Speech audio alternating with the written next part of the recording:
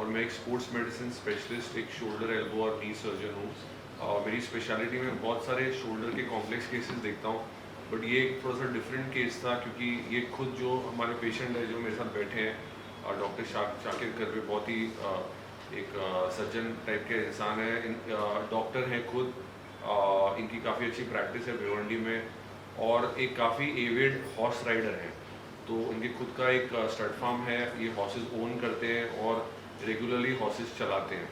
तो ये अनफॉर्चुनेटली ऐसा हुआ कि हॉर्स राइडिंग करते करते ये हॉर्स से गिर गए, और जब हम हॉर्स से गिरते हैं आउटस्ट्रेच्ड हैंड पे, तो हमारा सारा जो फोर्स होता है वो कंधे पे आता है, और उसमें एक स्पेशल टाइप की इंजरी हो सकती है जिसको बोलते हैं एसी जॉइंट डिसलोकेशन।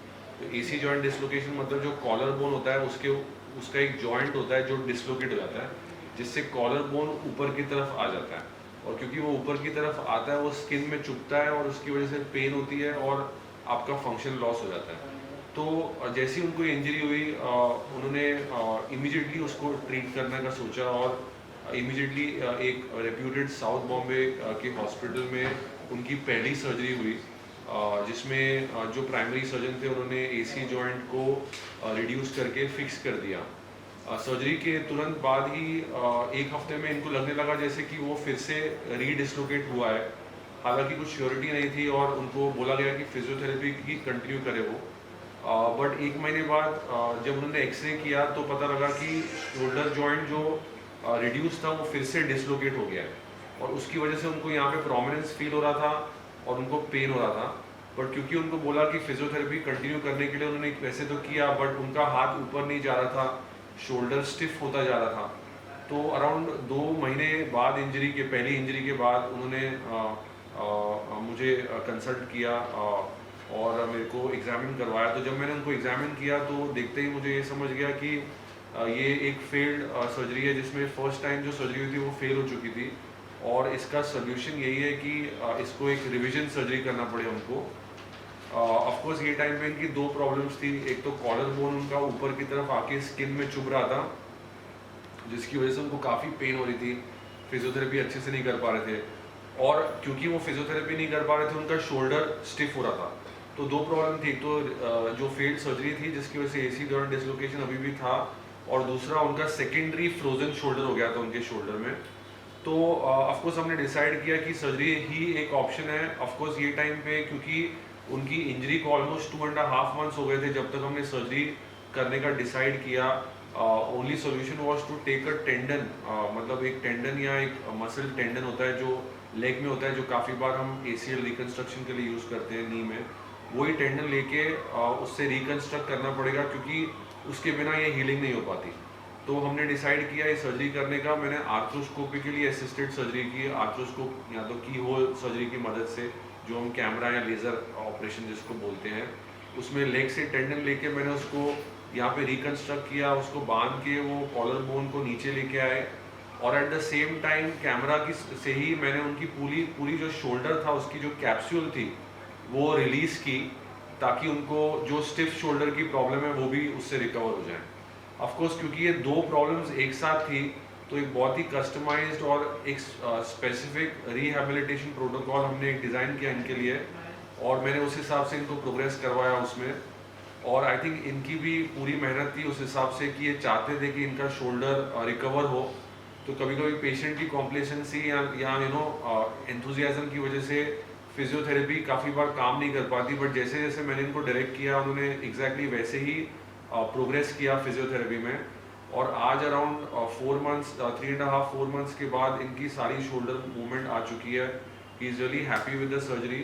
अपने सारे जो रेगुलर काम है उन्होंने रिज्यूम कर लिए, ट्रैवलिंग रिज्यूम कर ली। He just went for a religious trip abroad, और होपफुली नियर फ्यूचर में ये फिर से हॉर्स राइडिंग रिज्यूम कर पाएँ, अपने पैशन रिज्यूम कर पाएँ, यही हमारा होप है इनके लिए। तो अब आई थिंक ये खुद सर बताएंगे आपको कि एग्जैक्टली कैसे हुआ, क्या हुआ। Please introduce your name. Good afternoon all. मैं डॉक्टर शाकिर खरबे, फैमिली फिजिशियन हूँ भिवंडी से। ऑलमोस्ट 22 ईयर्स से मैं भिवंडी में प्रैक्टिस करता हूँ एज अ फैमिली फिजिशियन। और नॉर्मली अपार्ट फ्रॉम प्रैक्टिस मेरा एक पैशन है। मैं हमेशा से से एक एनिमल लवर। सर रीटेक कीजिए, थोड़ा लाउडली बोलिए। Loudly. Good afternoon all. Good afternoon all. मेरा नाम डॉक्टर शाकिर खरबे है। मैं एक एमडी फैमिली फिजिशियन हूँ, practising in Bhiwandi. Around 22 years से मैं भिवंडी में as a family physician practice करता हूँ। और apart from my practice as a family physician, मैं एक एनिमल लवर भी हूँ, स्पेशली हॉर्स लवर। सो मेरा एक स्टड फार्म है खुद का, जहाँ पे मेरे हॉर्सेस हैं और मैं घोड़े राइड भी करता हूँ। अनफॉर्चुनेटली मैं एक इवेंट में गया था लोनावला मेरे फैमिली के साथ में। वहाँ पे एक हॉर्स पे राइड करते वक्त तो हॉर्स ट्रिप होके गिर गया और मैं साथ में गिरने की वजह से जो है मेरे राइट शोल्डर के अंदर इंजरी हो गई थी। सर एक्चुअली क्या हुआ था, जो आप पहले से हॉर्स राइडिंग करते हैं, लेकिन एक्चुअली वहाँ पर किस वजह से आप वहाँ पर गिरे थे? हॉर्स ट्रिप हो गया था, हॉर्स गिर गया नीचे ट्रिप होके, हॉर्स गिरा तो मैं हॉर्स के साथ में नीचे गिरा। तो वो टाइम पे मेरे राइट शोल्डर में इंजरी हुई और मैंने लोनावला में ही एक इमीडिएटली एक्सरे कराया इमीडिएटली आफ्टर फॉल। सो उसके अंदर मुझे पता चल गया कि मेरा जो एसी जॉइंट है ये डिसलोकेट हो गया है और एक्रोमियो क्लेविकुलर लिगामेंट्स जो है और ये रप्चर्ड थे, क्योंकि सब ऑन एक्सरे इजीली क्लियरली दिख रहा था कि क्लेविकल बोन अपनी पोजीशन से काफ़ी ऊपर शिफ्ट हो गया था। सो वहीं से मैंने, मेरे एक फ्रेंड है मुंबई में जो एक सर्जन है, उनको कॉल किया और उनके थ्रू मैंने एक reconstruction surgeon, shoulder reconstruction surgeon जो है, उनका अपॉइंटमेंट साउथ मुंबई के एक हॉस्पिटल में लेके वहाँ पे जाके मैं एडमिट हो गया immediately on the day of surgery.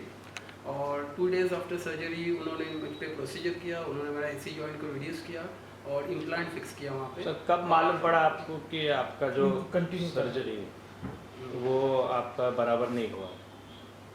ये सर्जरी होने के पहले फॉलोअप में, जब मैं 10 दिन के बाद में सर के कंसल्टिंग में फिर से गया फॉलोअप के लिए, तो उसी वक्त मैंने उनको पॉइंट आउट किया कि जो क्लेविकल बोन है मुझे थोड़ा सा फिर से उठा हुआ दिख रहा है।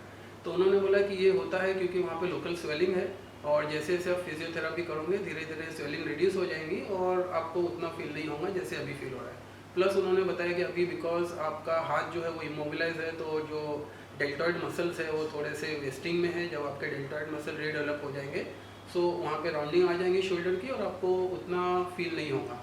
So again during second follow up मैंने फिर से वो चीज़ उनको पॉइंट आउट की। तो उस वक्त जब उन्होंने एक्सरे किया तो उस एक्सरे में उन्होंने देखा कि क्लेविकल बोन जो है वो फिर से थोड़ी सी अपनी पोजीशन चेंज कर चुकी है। बट उस वक्त भी उन्होंने मुझे यही सजेस्ट किया कि डोंट वरी, जो इम्प्लांट हमने लगाया है ये बहुत ही स्ट्रॉन्ग इम्प्लांट है और ये इम्प्लांट अपनी जगह से डिसलोकेट नहीं होगा ज़्यादा। So you keep on doing your physiotherapy और धीरे धीरे आपको ये इश्यूज़ जो है, जो आपको पेन हो रहा है या जो फ्रिक्शन की आवाज़ आ रही थी मुझे लिटरली वहाँ पे, बोन जो मेरी क्लेविकल बोन है वो एक्रोमियम प्रोसेस से फ्रिक्शन क्रिएट कर रही थी जिससे पेन भी हो रहा था और शोल्डर के मूवमेंट्स मेरे लिए बहुत डिफिकल्ट हो रहे थे। सो उन्होंने कहा कि विथ फिजियोथेरापी चला जाएगा। सो इस तरीके से ऑलमोस्ट मैंने 1.5-2 मंथ तक वहाँ पे फॉलोअप दिया। बट फाइनली जब मुझे सेटिस्फेक्शन नहीं मिला तो मैंने सोचा कि मैं एक सेकंड ओपिनियन लेता हूँ और मैंने नेट पे सर्च किए जो भी shoulder reconstruction surgeon and all है करके। सो कुछ नाम मिलने के बाद जब मैंने उनकी डिटेल्स लिए तो उसमें एक नाम डॉक्टर मोहित कुकरेजा सर का मुझे मिला। मेरा इनसे इससे पहले का कोई इंट्रोडक्शन नहीं था, ना इनका नाम मुझे प्रैक्टिकली किसी डॉक्टर ने सजेस्ट किया था। बट नेट पे सर्च करके स्टडी करने के बाद being a doctor I was able to understand कि कहाँ पे ओपिनियन लेना चाहिए। सो फॉर सेकंड ओपिनियन मैं इनके पास गया। जब इनके पास गया तो मेरा ऑप्शन यही था कि इनसे मिलूंगा और अगर मुझे ठीक लगता है तो फाइन, क्योंकि एक सर्जरी मैं ऑलरेडी कर चुका था और already 2 months I was into surgery around that time. So मुझे लगा कि अगर मुझे नहीं सेटिस्फेक्शन लगेगा तो I had 2-3 more names. But पहले कंसल्टेशन में ही इन्होंने जिस तरीके से मुझे एक्सप्लेन किया कि मेरा प्रॉब्लम क्या है और उसका सॉल्यूशन क्या है, सो बीइंग अ डॉक्टर मैं वो रिलेट कर पाया कि नहीं ये जो चीज़ें बता रहे हैं he is able to diagnose exactly what I am going through और उसका उपाय भी इन्होंने जो मुझे बताया वो लॉजिकली मुझे प्रॉपर लगा। इन्होंने बताया कि जो फर्स्ट सर्जरी है वो फेल हो चुकी है, आपकी बोन जो है वो फिर से डिसलोकेट हो चुकी है और उस बोन को फिर से पोजीशन में लाना पड़ेगा। प्लस जो लिगामेंट्स रप्चर हुए थे वो एक्यूट कंडीशन में खुद से हील होने की पोजीशन में होते हैं, बट अभी क्योंकि इंजरी क्रॉनिक हो चुकी है सो वो लिगामेंट उतने आसानी से हील नहीं हो पाएंगे। सो इन्होंने मुझे बताया कि हम लोग एक लेग से आपका हैमस्ट्रिंग ग्राफ लेके टेंडन लेके उससे आपकी जो बोन है उसको टाई करके प्रॉपर पोजीशन में लेके आएंगे। सो फाइनली इनसे कंसल्ट करके हॉस्पिटल मैनेजमेंट वगैरह से कंसल्ट करने के बाद then I went ahead with my surgery और इन्होंने सर्जरी हुई। He was always very cooperative to me throughout the process और हर स्टेप पे मुझे बताते थे कि भाई इस तरीके से करना है, अभी इस वक्त हमने जो प्रोसीजर किया वो ये स्टेज में है, अभी आपको इस लेवल की फिजियोथेरापी करनी है। तो स्टेप वाइज हम लोगों ने धीरे धीरे फिजियोथेरापी स्टार्ट की। वुंड को हील होने के लिए पूरा वक्त दिया हमने कि वुंड जो इन्होंने सर्जरी की, क्योंकि एक ही जगह पे सेकंड सर्जरी थी, तो lot of tissue damage and scarring वहाँ पे था ऑलरेडी। सो उसको हील होने तक इन्होंने वुंड को इमोबिलाइज ही रखा और उसके बाद फिजियोथेरापी की। And overall the end result after around 3.5-4 months of surgery, I think it's very satisfactory and I am thankful to doctor Mohit for his expertise कि मेरा एक ही एम था कि मेरा जो पैशन है वो मुझसे ना टूटे, plus it is my right hand, तो मेरा वर्किंग हैंड है। सो पूरी जितने भी हमारे काम है, आप जानते हो कि working hand is one of the most important factor, और हाथ की बात है। सो अगेन उसको प्रॉपर मोमेंट में लाना, और moment without pain is again very important. ऐसा नहीं कि सिर्फ मोमेंट आ गया, but without pain and with a comfort कि हम हमारे नॉर्मल रूटीन्स कर पाए। सो ओवरऑल आफ्टर सर्जरी जो एंड रिजल्ट जो अभी तक है, I am very satisfied with that and I think the surgery has gone very well. मेरा एक प्रश्न है सर, कहते हैं ना कि पहला जीवन देने वाला भगवान है और दूसरा जीवन जो देते सर डॉक्टर देते। तो इससे पहले आपका जहाँ पर सर्जरी हुआ सर, कहीं ना कहीं लगता है कि वहाँ के डॉक्टर की नाकामी है, कुछ तो आपके साथ में गलत किया सर, उसके खिलाफ में कुछ केस लिए, कुछ एक्शन लिया सर आपने? इससे पहले जहाँ पर आपका ऑपरेशन देखो, हुआ, इससे पहले जहाँ मेरा ऑपरेशन हुआ, ये साउथ मुंबई का एक काफ़ी रिप्यूटेड हॉस्पिटल है। जो डॉक्टर ने मेरी सर्जरी की वो भी एक काफ़ी रिप्यूटेड रिकंस्ट्रक्शन सर्जन है, जो मोस्टली शोल्डर के ही ऑपरेशंस करते हैं। और हॉस्पिटल की में मुझे कोई भी इशू नहीं आया, हॉस्पिटल वाज वेरी गुड, वहाँ हॉस्पिटल फैसिलिटी से मुझे कोई भी इशू नहीं था। सेकंड थिंग, डॉक्टर ने भी जो मुझे सजेस्ट किया था, वहाँ पे भी जो फर्स्ट सर्जरी डॉक्टर ने मुझे सजेस्ट की थी, उस सिचुएशन के हिसाब से वो फर्स्ट सर्जरी भी सही प्रोसीजर था जो उन्होंने मुझे सजेस्ट किया था। और एज अ डॉक्टर मैं जानता था कि वो जो सजेस्ट कर रहे हैं that is the best option ही इज़ गिविंग मी। सो उन्होंने एक अच्छा आर्थ्रेक्स का इम्पोर्टेड इम्प्लांट मंगा के वहाँ पे उन्होंने इम्प्लांट फिक्स किया। डॉग बोन बटन करके बोलते हैं उसको, जो टाइट रोप से टाई होता है।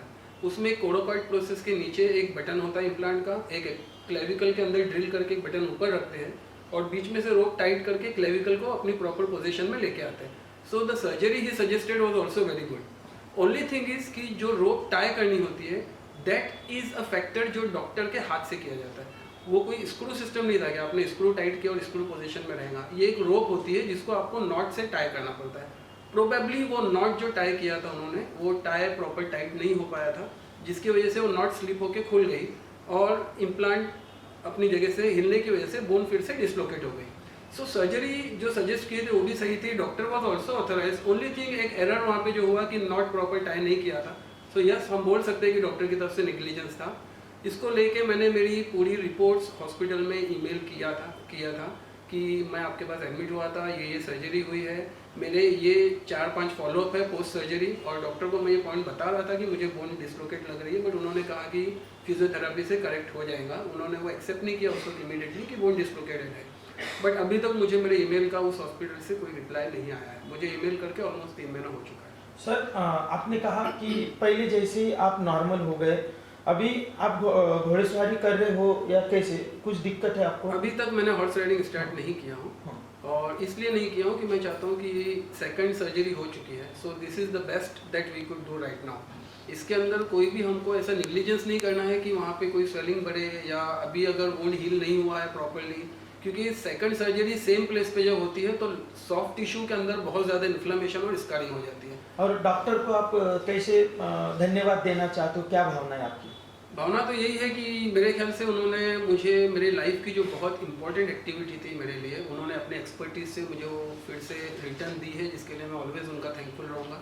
और मैं कई बार उनको थैंक कर चुका हूँ उस चीज़ को लेके कि sir thank you so much, because जिस तरीके से इन्होंने मेरे केस को हैंडल किया। सी बीइंग अ डॉक्टर हम लोग थोड़ा सा और भी रिलेट हुए। डॉक्टर का पेशेंट से तो कोई भी पेशेंट आए, we had that same kind of things, but हम लोगों की एक अंडरस्टैंडिंग थी थिंग्स को लेके। वॉट जो वो बता रहे थे मैं समझ रहा था, और जो मेरी रिक्वायरमेंट थी वो समझ रहे थे। तो ओवरऑल जिस तरीके से उन्होंने उनके एक्सपर्टीज से इस केस को हैंडल किया, I am very thankful to him and I am very satisfied. ये जो हैपन सर, एक चैलेंज रहता है कोई भी सर्जरी, ऐसा कुछ सक्सेस होता है तो आपकी क्या भावना होती है?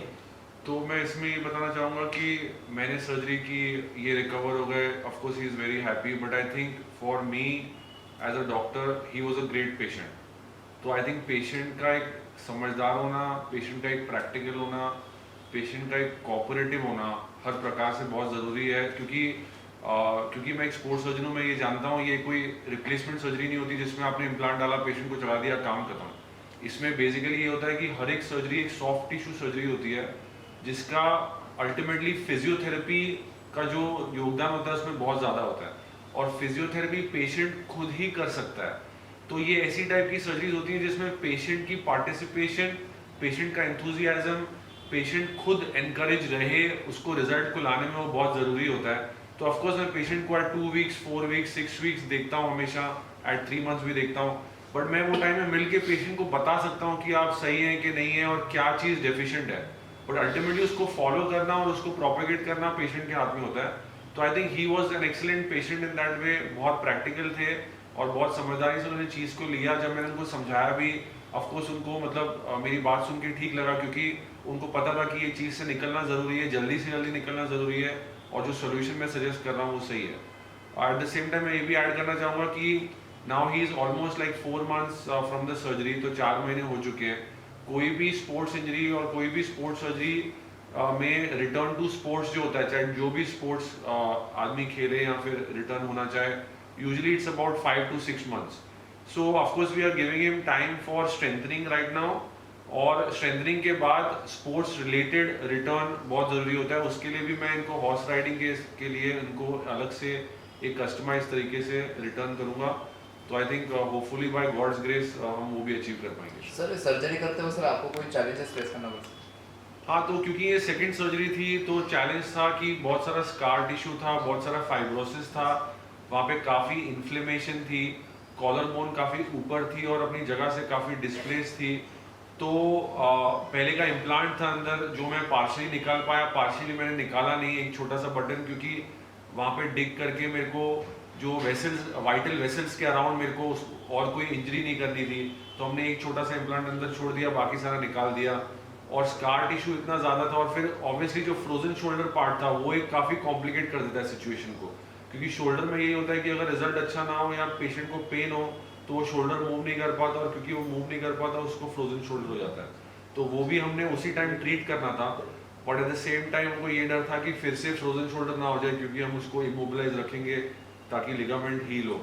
तो ये दोनों चीज़ों को बैलेंस करना बहुत ज़रूरी था, और I think by God's grace हम कर पाए। हम कुछ चीज़ें प्लान करते हैं बट काफ़ी बार नहीं होता है, तो I think God willing we were able to do it.